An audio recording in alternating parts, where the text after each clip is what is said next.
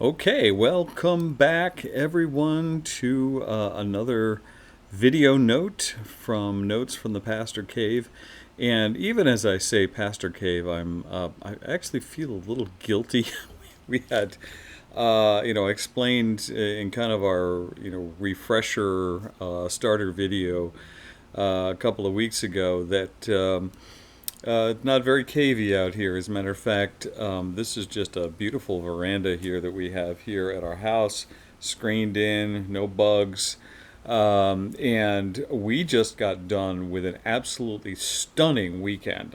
Yeah, you just couldn't, if you were going to, take notes and dial it in, the kind of weekend that you wanted weather-wise, yeah, it was just perfect.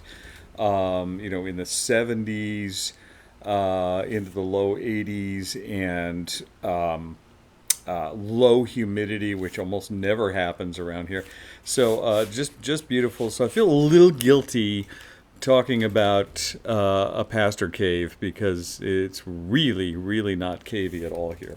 When we left off, by the way, I want you to see the fantastic repair job I did on my broken headphones, and I, continuously ask that question: what did the world do before duct tape? I have no idea. But anyways, so here we go. We are still in, sorry, still in the first chapter of Genesis, and we had kind of gotten to the 26th verse, talking about let us make man in our image, after our likeness, and we talked about that.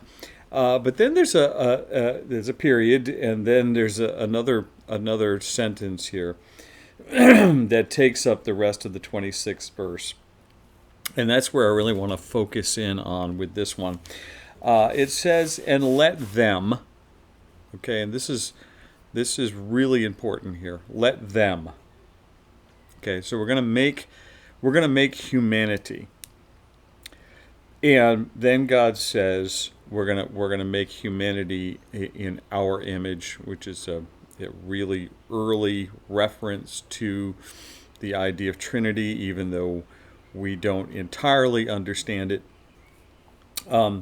And then he says, we're going to make him in our image, in our likeness. And then he says, and let them have dominion over the fish of the sea, and over the birds of the heavens, and over the livestock, and over all the earth, and over every creeping thing that creeps upon the earth. Okay, so God is saying, and we're going to get into in a few minutes. We'll get into this term creation mandate, but the first thing I want you to see, which to me is maybe even more important, is that God is saying, let them.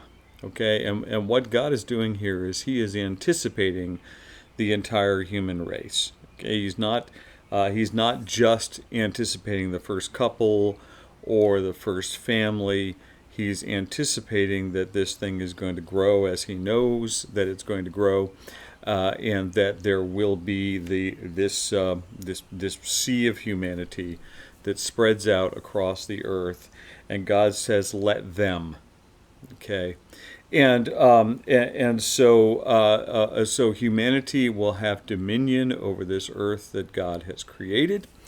And to me, that's incredibly important because it takes away any opportunity. If you want to stay true to the biblical narrative, it takes away any opportunity for any other human being to not be in the group of them.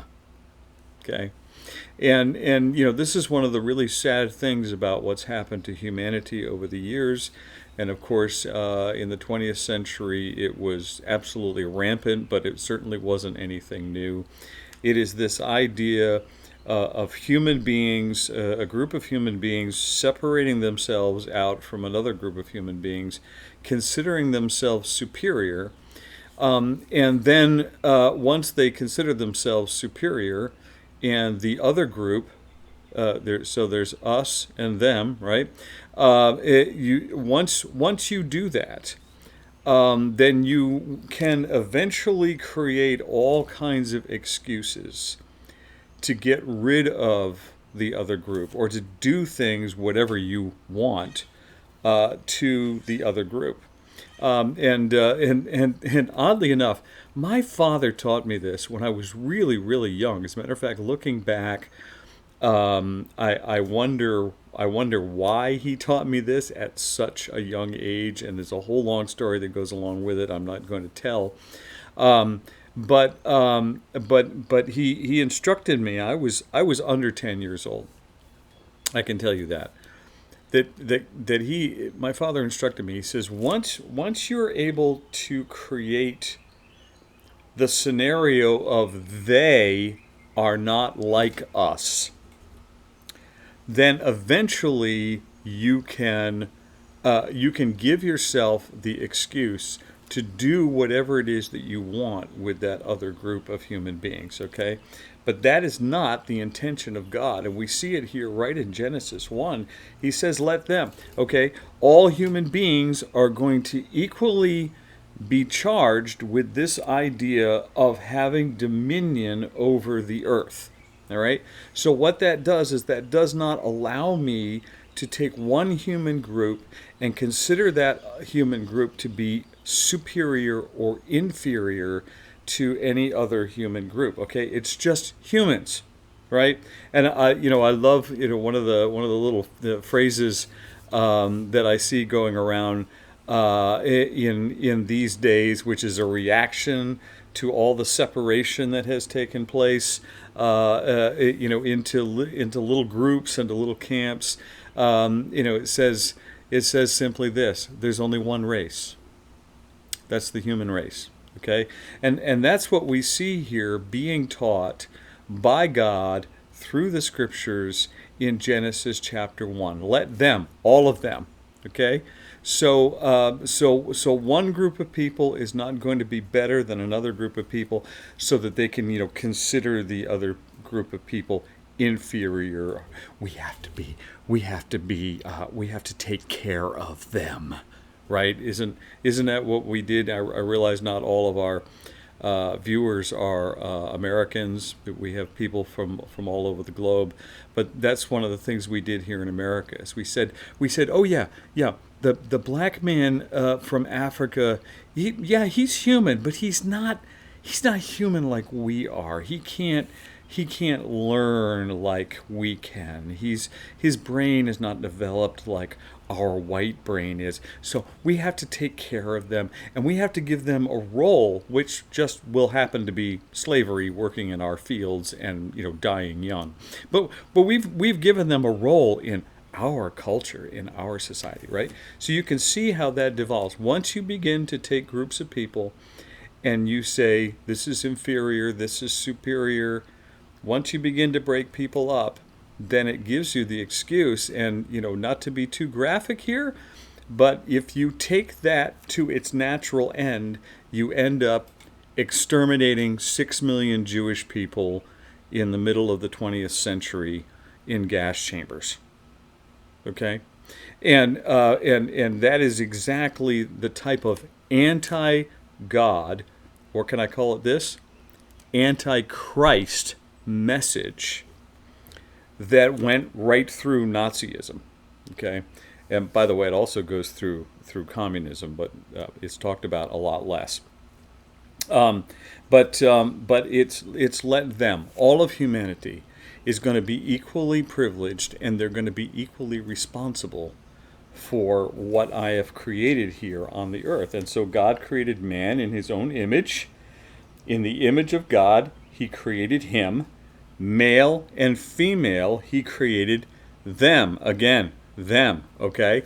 So, somebody had to be first, right? So God created Adam, and it does not mean that the female is inferior to, or of less privilege, or of less responsibility than the male. It simply means that one was created first and the other was created second, and he created them. they are given the mandate that you're about to hear, which is God bless them, right? Genesis 1:28, the creation mandate. God blessed them, and God said to them, "Be fruitful and multiply and fill the earth and subdue it and have dominion over the fish of the sea and over the birds of the heavens and over every living thing that moves on the earth." Okay? I'm giving you all of this and probably the best word in the English language for this is the idea of stewardship. Okay? I want you to use that which I've created, but I don't want you to abuse that which I've created. And this is at the heart of what we call Christian environmentalism. It's not the environmentalism that says, oh, human beings really don't belong here on the planet, and so it would be so much better for the world if we would just go away. It's not extreme like that. It doesn't tell people that they have to starve to death or they have to freeze to death. It doesn't tell people that we should have mass euthanasia so that we have a lower population. It doesn't say any of that. It says, look, you are created in God's image. This is the job that God has given to you. This is your mandate, O human creation, to take care of, to steward the earth, but to also use the resources that are there. All right, and one of the big battles nowadays is oil. Right, it's been oil for most of my lifetime, starting in the 70s. What do we do with oil? Oil absolutely has no other function than what we're using it for right now. Okay, and the majority of oil is being used in either heating or internal combustion engines. Okay. So we could leave the oil in the ground, right? But that wouldn't be good stewardship because we have this resource here. People are freezing to death. People are going hungry because if we take all the oil and leave it in the ground and just kind of go backwards technologically 300 years or so, a lot more people go hungry. And a lot more people can't feed their families. So that's just so much foolishness. So what we need to do is we need to responsibly take the oil out of the ground. Okay, and that's where the battleground should be. Okay, and so God talks more, kind of reiterates what He's doing. And it says, and this is what I'm doing. And then I love at the end of verse 30, it says, and it was so. So God said, I've set it up. Beep, whistle blows, game starts. Now you're playing the game. Okay. And it is so. The game is on. And then the beautiful, beautiful verse 31 that says, and God saw everything that He had made, and behold, it was very good.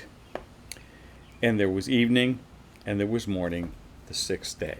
Okay, so we have an end to that first creation narrative. Now, what's going to happen in chapter 2 is we're going to go kind of back again and focus in on something else.